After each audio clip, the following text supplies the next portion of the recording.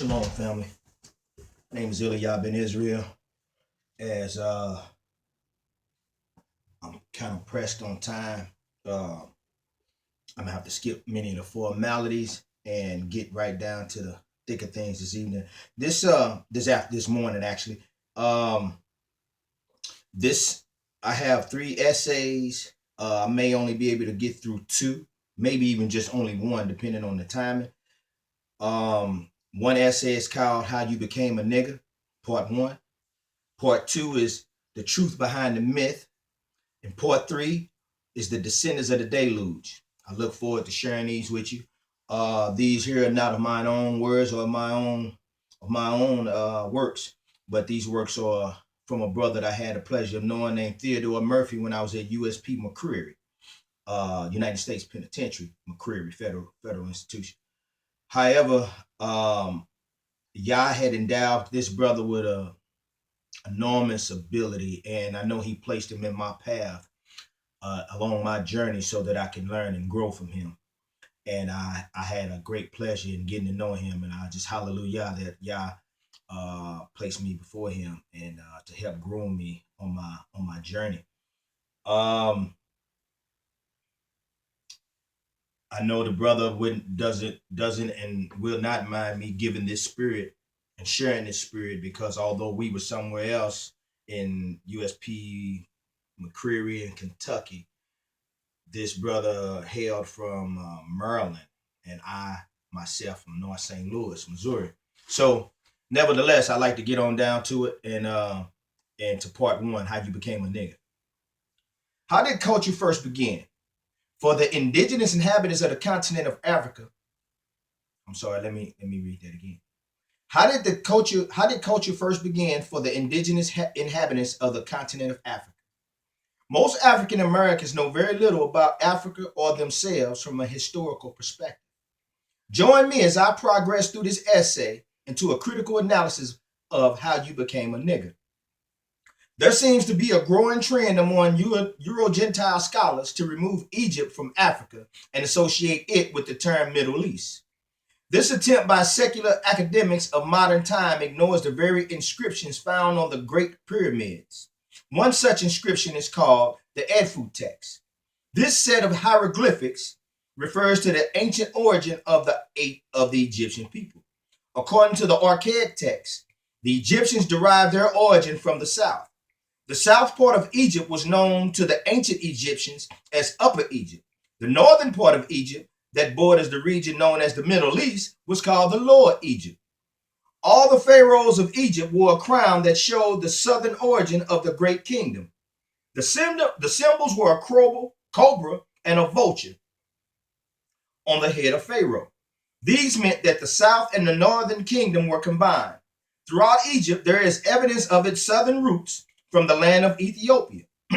For example, the stone monoliths are the same kind of phallus-shaped monoliths that can be found in Ethiopia. This proving a common thread of information or even ancestry. The monoliths found in Ethiopia are said to be as old as the ones in Egypt or even predate them. On every ancient manuscript or ancient monument uncovered in Egypt, there has always been the black faces of the pharaoh and their queens. These black people came from Ethiopia and migrated north into the south of Egypt and built a country like no other on earth at that time. Egypt was the climax of a culture that had taken many years to develop and bloom. How did culture originate? This question is not very complex if we trace the country with the oldest history of any country on the earth. Some people may imagine that country to be China or even Egypt. However, both of these assumptions would be incorrect. Ethiopia is the oldest nation on earth. No one else has a continuous history that dates back 6,000 years. In some small villages outside of the capital city called Addis Ababa, the people conduct themselves as they had 6,000 years ago without much change. The central need for these people has been and still is a constant water supply.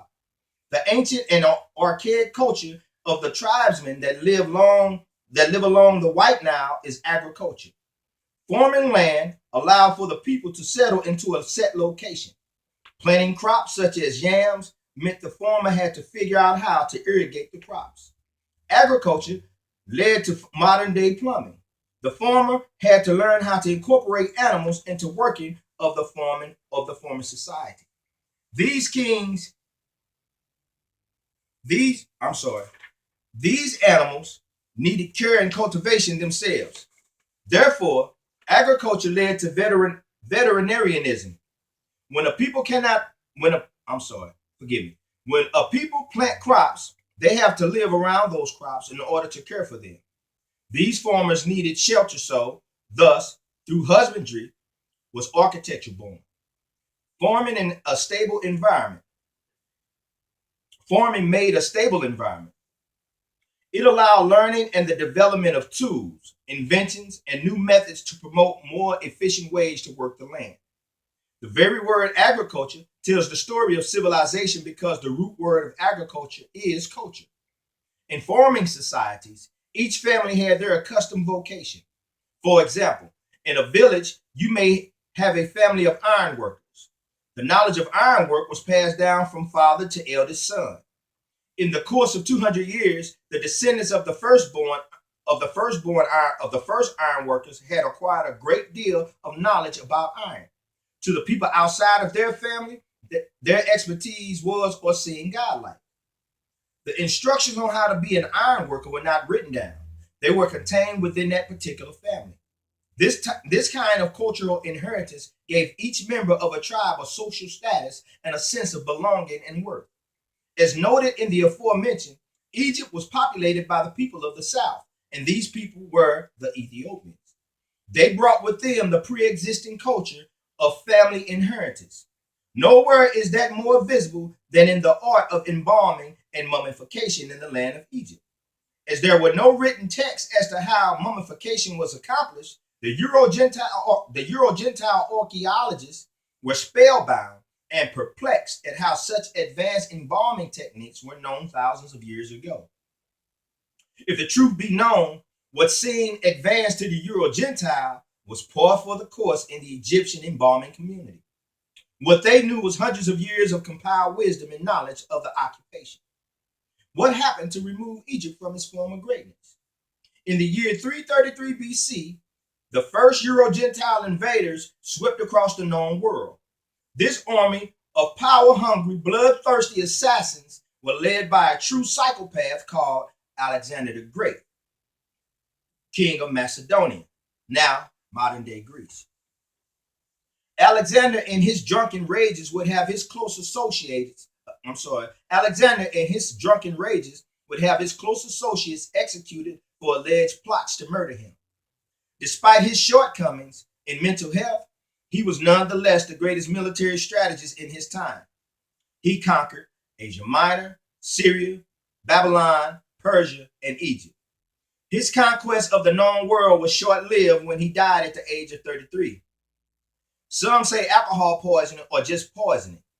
The facts are not clear, but what is known is that after his death, his 4 generals divided the conquered kingdoms of Alexander the Great's empire. Who received Egypt? The Egyptian kingdom was given or taken by Alexander's general named Ptolemy. Ptolemy was awestruck by the Egyptian way of worship and the idea that the kings or pharaohs of Egypt were considered to be the embodiments of God. Ptolemy self-appointed himself pharaoh of Egypt, thus starting an Egyptian dynasty of Macedonian kings. The last of this line of Euro-Gentile kings to rule Egypt was Ptolemy 15. He was co-regent with Cleopatra. These Euro-Gentiles that forced their way into northern African culture destroyed it by bringing their Gentile standards to the kingdom. They sold the precious artifacts and replaced the governing body of Egypt with the rulers of Macedonian politics. Egypt fell and became Hellenized. The great artifacts and busts of the pharaohs were replaced with the artifices, and busts of the Ptolemaic dynasty. The Greeks were only the first of the Europeans to invade Africa. The Vandals came next. Who exactly are the Vandals? The Vandals are a Germanic people that overran Gaul, Spain, and northern Africa in the 4th and 5th centuries AD and sacked Rome in 455 AD. So merciless and bent on destruction were the Vandals that they burned every town, every city, every home, and farm that they crossed. There is now a word for these deeds found in almost every dictionary, and that word is vandalism. European, Euro-Gentile. This means to behave like a member of the tribe of the Vandals. These Vandals set fire to the last remains of Egyptian culture and murdered by the thousands the inhabitants of that land. What this invasion accomplished was for centuries to blot out the great history of a once great and powerful people. It has only been of late that the true history of the black founders of Egyptian civilization are beginning to be recognized. This is based largely in part on the so-called African Americans waiting on the Euro-Gentile scholars to write and correct history for them. This writer will only give the following old Southern adage, which he deems proper for this situation. Never let a fox guard the hen house. Never let a fox guard the hen house. It's still in the way of a culture. As stated in the aforementioned chapters, the African social chain was dependent upon trades. These trades were passed down in a family line as a tribal occupation. The people themselves were the culture because contained within them was the heart and blood of their heritage. What happened to steal away the culture of the northern Africans? What happened to steal away the culture of the northern Africans? This question can be answered in one word: Islam. Early after the rise of Islam in the Middle East, there arose an Islamic leader by the name or title of Abu Bakr. Abu Bakr was a very hardline believer in the edicts of Islam. He believed that Islam should be expanded to everyone. While most of the Islamic world at that time had a Gentile way of conversion of unbelievers called tabligh, Abu Bakr thought of a more sure way to get followers. He roused his Islamic brothers and marched them into northern Africa. He brought Islam to power in Africa at and with the edge of the sword. The soldiers of Islam gave the people they encountered in Africa two choices when it came to conversion to Islam. Those choices were submit or die. With this slogan, Islam became the dominant religion in northern Africa. It is a known historical fact with the rise of Islam came the swift and almost total decline of the entire North African culture. The Crusaders of Islam had to cut their campaign of conversion by a threat of death short at the great natural barrier, which is the Sahara Desert. This barrier halted the spread of Islam to Sudan.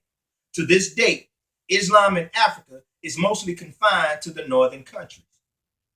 After the rise of Islam, the tribal culture failed.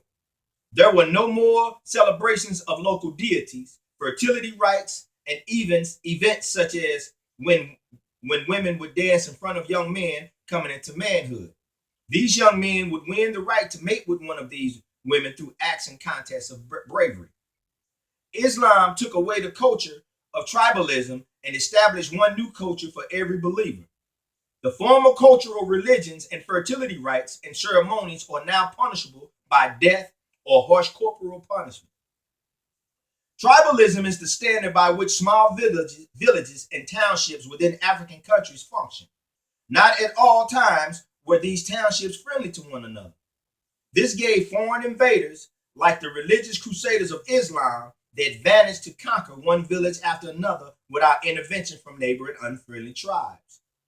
Tribalism allowed a village to bloom, but it separated other tribes that were not part of their common heritage.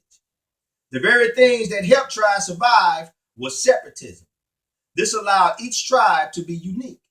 Yet, because of the separationism of tribal life, it did not allow one strong central government. The result was that the ancient civilizations of northern Africa were, in effect, abolished with the installment of Islam, the European invasion. On or about the 14th century AD, the first European slave ships arrived from the land of Portugal. Portugal is a country of southwest Europe on the west coast of the Iberian Peninsula. Portuguese came to East and West Africa in the quest for riches such as spices, gold, and precious stones. When they arrived in countries of East Africa like Liberia, they found the people warm, friendly, and inviting. They were greeted with open arms and the best of what they had to offer. When the Portuguese saw the rich furs, gold crowns, and endless supply of servants, they were awestruck. The Portuguese established missions in East and West Africa that went directly to tribe chieftains and other tribe leaders to slowly convert these people to Christianity. Once these tribes were converted, they took up arms with their now Christian brothers, the Portuguese. When neighboring tribes resisted the new religion, they were invaded by other tribes led by the Christian missionaries of Portugal. The defeated tribes were taken on ships and sent to Europe, where they were sold as slaves. Once again, religion by the foreign invaders proved to be the undoing of the culture and civilization of the African people. The Portuguese set off a powder keg of movement in Europe to acquire all things African, especially gold, silver, spices, and the indigenous people themselves. As history progressed and the Euro-Gentile people of Great Britain acquired what is now known as America, the African slaves were shipped to the New England colonies to build and shape the land. For the first time in African history, the African people had been taken from their home countries. Slavery was not a new concept to the people of Africa. However, as slaves in Africa came from the capture or losing side in a tribal war and were forced to work for the prevailing side, the vanquished servants were allowed to keep their names, practice their religion, and even marry. A slave in Africa was left with his history and dignity intact. Slavery with the Euro-Gentile concept was altogether different. The former African had to change his name to the given name of what the slaveholders called him. They were not allowed to practice the tribal religions to which they were accustomed. And the very last thing that connected the stolen people of Africa to their culture was language. But this was forbidden and abolished. The former slave masters of the United States knew exactly what they were doing to the African people. They were making a servant class of people. This required that the people have no knowledge of self, meaning history. When a people have no language, no history, no religion, and no name, they are no longer a people. Who defines what? From the moment the African slaves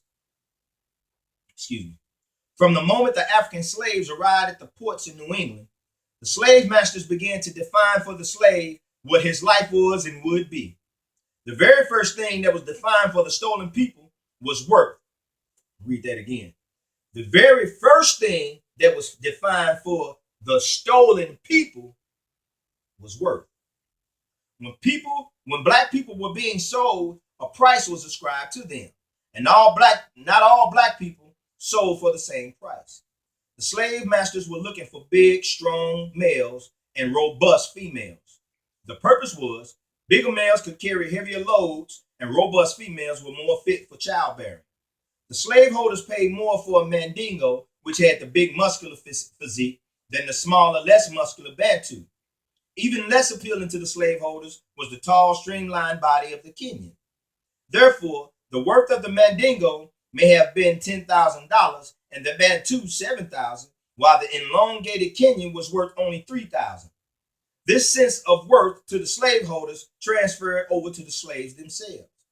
Case in point, a Mandingo was given better food, better living conditions, and young women to impregnate. The Bantu lived in lesser quarters, received smaller rations of food. The Kenyan was housed in the poorest condition and lived off the scraps and offal.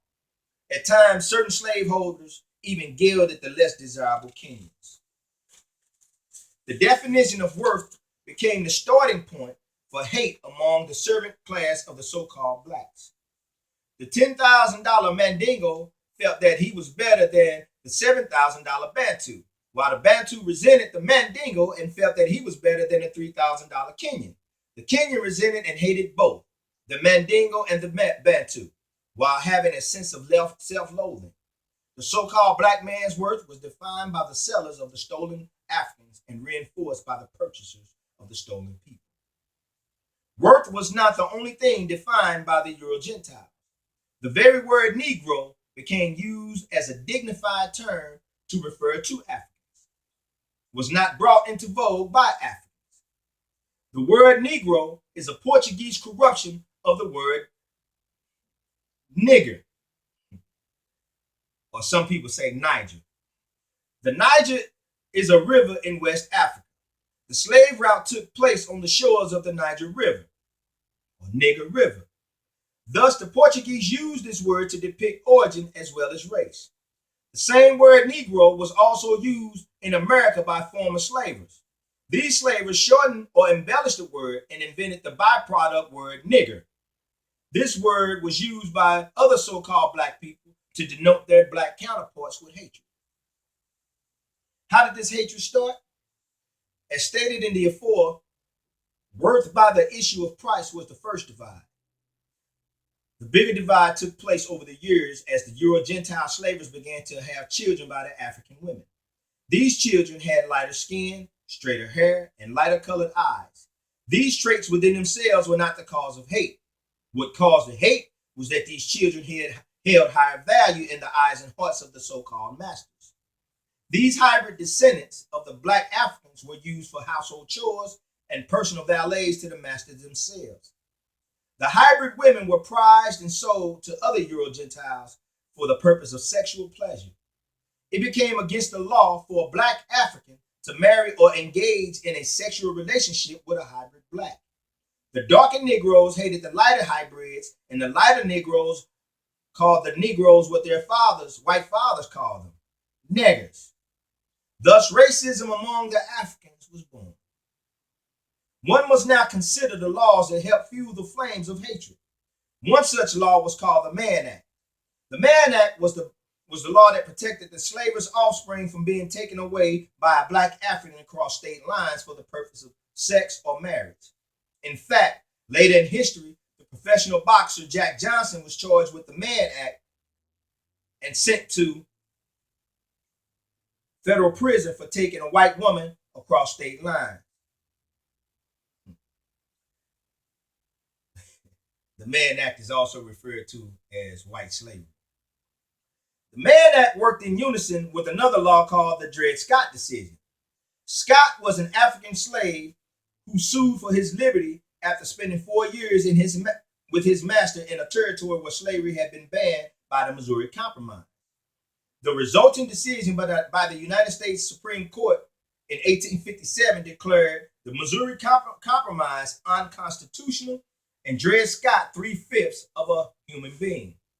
With this decision, lighter-skinned blacks were considered to be more human than the black Africans. And with these laws and conditions, your worth had been defined, your names had been defined, and lastly, your race had been defined.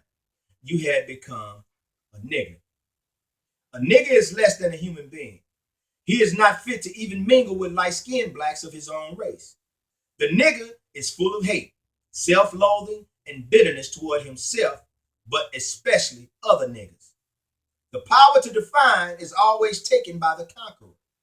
The disadvantaged, defeated, or enslaved were given no authority or right to define themselves or their situation. A prime example of taking the power to define from a people is the African victory over Japan in World War II. At the end of World War II in 1945, Emperor Hirohito had advocated the Japanese government's unconditional surrender. Under the conditions of unconditional surrender, the Japanese government was not allowed to have any army outside the borders of their country, and they were also not allowed to amass or build weapons of mass destruction. The facts are simple. If Japan broke or violated any part of the unconditional surrender fiat, America could invade them and force them into compliance. Japan would be defined by America as long as there was a Japan or the condition of unconditional surrender could be broken. Take this example and apply it to the former slaves of America. After enslavement, they were not in a position to define anything for themselves. If the facts be known, the very fact The very act of the former slave receiving their freedom was defined for them. Every negative thing that the former slave now has, every negative thing that the former slave now has or does was defined for them through slavery. Who were the former slaveholders? Consider the New England colonies named so for their motherland, England. England had been a monarchy for hundreds of years. In such a government, the royals ruled the lower classes, and the serfs, or the very lowest citizens of the realm. These serfs were taken here to the shores of America to work for higher class English citizens. These serfs sold their freedom under a 7-year contract called indentured servitude. These indentured servants were uneducated, lacked culture, and very poor. Many of these serfs escaped the plantations where they were supposed to have worked for the higher class citizens when they came to America. The serfs were also Euro-Gentiles like their hybrid masters. Once they escaped, it was almost impossible to find them because most white people were considered free. It was far easier to find a black runaway slave than a white Euro-Gentile serf. These serfs worked their way into other plantations or laid claims to land themselves. If these people could sell themselves into slavery, how much easier was it for them enslaving the black African? Not only were the serf slaveholders, they were the moral compass to the enslaved Africans and their source of education and beliefs. There was also another class of lowlifes that became slave owners. In England, those who owed large debts or had crimes against the crown were sent to America to work. Like the serfs, they became landowners and slave masters. The prison class landowners were once murderers, rapists, thieves, and molesters. The African slaves learned their morals and mode of operation from these criminals and serfs. As stated earlier in this essay, the bigger, stronger Africans were preferred to mate with the more robust women. The idea of the slavers was to breed slaves that were strong and able to do more work.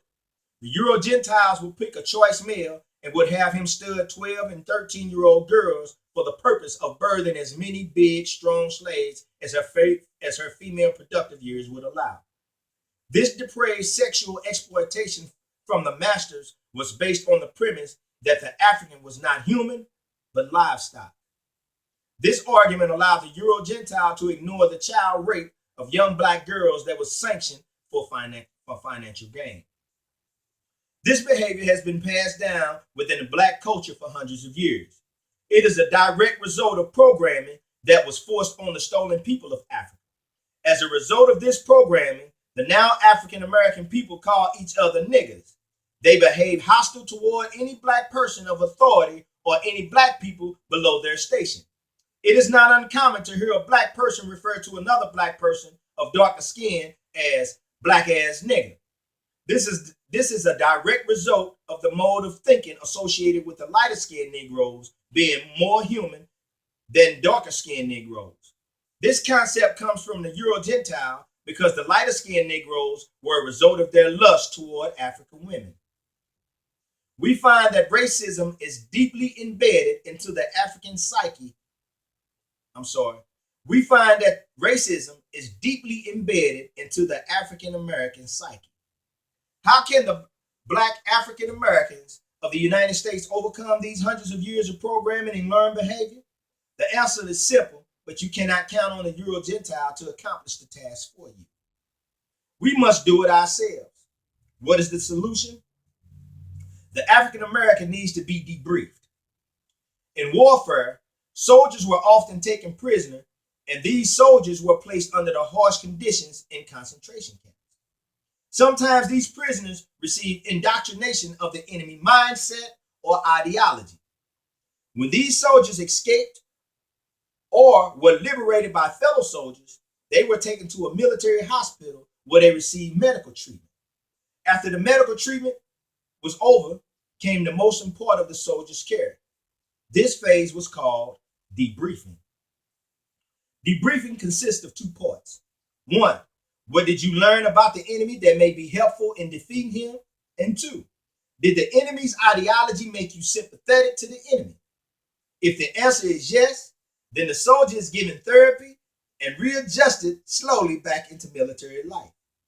If these soldiers were allowed to mingle with other soldiers before their therapy, they could spread the attitude and ideology of the enemy to other soldiers. Thus, you would have people in the same uniform, but hostile and combative to soldiers of their common country, therefore creating an enemy within. It is possible for a soldier to be an enemy of his own people once the proper indoctrination factors have been applied. This phenomenon was first documented during World War II when Jewish prisoners were given authority over other Jews. This phenomenon was first documented during World War II when Jewish prisoners were given authority over other Jewish people. Some of the Jews in authority treated their Jewish countrymen like animals. These Jews began to sympathize with the Nazi cause. Post-World War II, a name was given to the phenomenon of the enemy within. In modern times, it is now called Stockholm Syndrome. Stockholm Syndrome is the condition of where the kidnapped or imprisoned person begins to accept the enemy's philosophy. Not only do they accept it, but they act in unison with the enemy. There was a well-documented case of Stockholm Syndrome that took place here in America in 1973. The parties involved in this history-making event were the Symbionese Liberation Army, the SLA, and Patricia Hearst, Patty Hearst. The SLA was led by an escaped convict known as Sinke. The beliefs of the SLA were that all black people in prison were in fact prisoners of war and should be given military prisoner status. Also, the SLA called for the release of all black people in prison. Sinke employed bank robbery and kidnapping as the means to fund the organization. Patty Hearst was the elder daughter of a multi-millionaire media magnate. She was raised in the best environment, attended the best schools, and had a spotless reputation. Miss Hearst was a single white female and for all intents and purposes had a very bright future ahead of her. In 1973, under the orders of the SLA leader Sinke, Miss Hearst was kidnapped from her home. The SLA leader kept Miss Hearst confined to a closet. She was treated poorly by other members of the SLA. Sinke himself always spoke to her kindly and lovingly. This same routine is acted out in interrogation rooms across the country in every police station. It is called good cop, bad cop. Miss Hearst began to fall for the kidnapper's charm and kindness. Miss Hearst even began a sexual relationship with the kidnapper. Miss Hearst began to believe in the cause of the kidnapper. When Sinke was sure that she was well indoctrinated, he sent Patty Hearst with other members of the SLA to rob banks and commit other crimes. Patty used a submachine gun in these robberies. She was the accomplice of robbery and even murder. Miss Hearst had been converted from a rich, privileged lifestyle to a live and die by the gun revolutionary. This transformation took place over a matter of a few months. The Black Africans' plight took place in a 400-year time span. There was much more time for more permanent damage and results. What became of Patty Hearst? Y'all need to pay attention. What became of Patty Hearst? After the Symbionese Liberation Army was crushed and Sinke was killed, most of the members were arrested. Patty Hearst was one of the members who was arrested. When she was tried in court, she was given a very short sentence. It was thought by a jury of her Euro-Gentile peers that she had been brainwashed and manipulated. Patty Hearst's lawyer team argued that Miss Hearst would have never committed the crimes that she had done under her normal environment and mindset. The jury agreed with the defense, and Miss Hearst received therapy and treatment for her ordeal. Miss Hearst's white peers saw her as a victim of a crime, and her motive for engaging in criminal activity was attributed to Stockholm Syndrome. When Patty Hearst was released from prison, she resumed a normal life thanks to therapy, readjustment, and debriefing. The Black African of the United States has never been debriefed. They continue to act on a kidnapper's ideology. The word nigger is rapped about in music among African American culture. We call our women bitches. This is the same word our former slave masters called them. We have the enemy mindset. It is conditioned into our psyche by culture. These words and attitudes have been passed down to you through your parents and your peers. If hate is given a place to grow, it will continue to bloom. What the African American needs is therapy, debriefing, and a return to his true culture. It is through re-education that this can be accomplished. However, you cannot rely on the Euro-Gentile to do this for you. We must begin to love each other again. We have tribalism in our blood, and this is the deep love of those of your own kind. It is very hard for a brother to kill his brother, yet it is not difficult for a nigger to kill another nigger. It is easy to beat a nigger down. It is commonplace to sell drugs to a nigger. Whatever evil you can do is always aimed at some nigger. We need to be taught again that we are family tribes and have the blood of our fathers in common. If you are reading this, if you are watching this, and find yourself hostile toward what's being said, that is not your true nature, and you are experiencing Stockholm syndrome. You have the enemy mindset. Everybody cannot be debriefed. You must want to change. You must feel the truth in your soul. The arguments contained in this essay could go on for many more pages, but the general points have been made. You must decide, will you accept debriefing or continue to be a nigger? For more information about the origin of African American people, we'll resume in the next essay called The Descendants of the Deluge. I thought I might have had time to get off into part 2. The truth behind the myth. The Descendants of the Deluge is part 3. The Descendants of the Deluge is going to blow your mind, people, but the truth behind the myth is equally as powerful. I look forward to sharing part 2 and part 3 with the community as soon as I'm able to and as soon as possible. I want to thank you for your time. Shalom. Hallelujah.